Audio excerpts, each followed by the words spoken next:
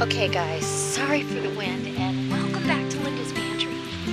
I just was reading the comments on my last video and I came out here to assess the damage on my rhubarb, and one of my viewers said it could be cutter bees that are doing the damage to my rhubarb.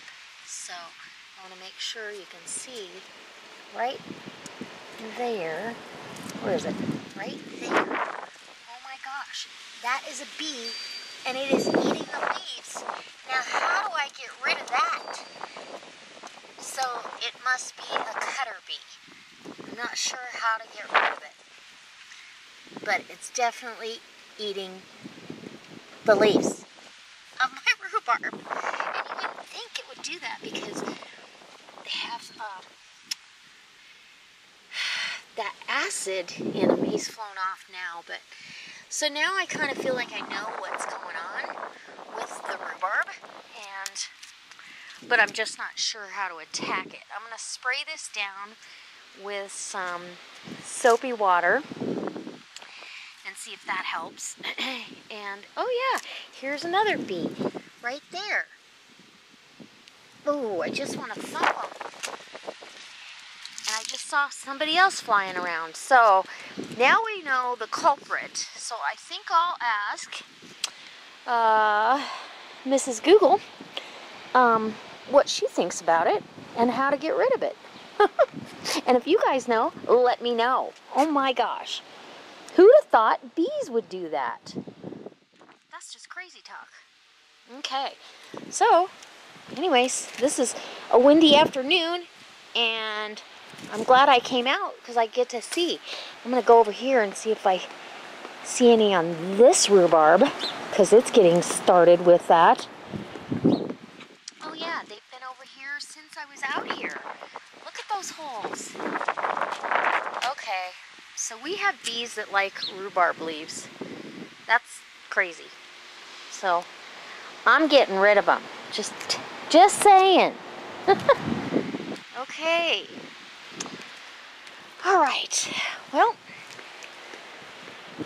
that's what we got to do. But I wanted to say thank you to everybody who helped me with the raspberry problem, with them being partially,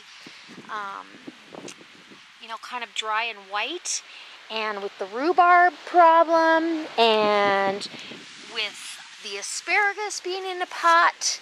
So I'm going to prep a bed because there's still bare root.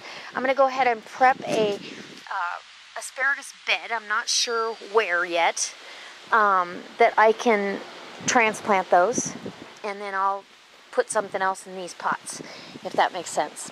All right. Ooh, and I picked almost all of the cherry tomatoes on here and made a big pasta salad for fight night.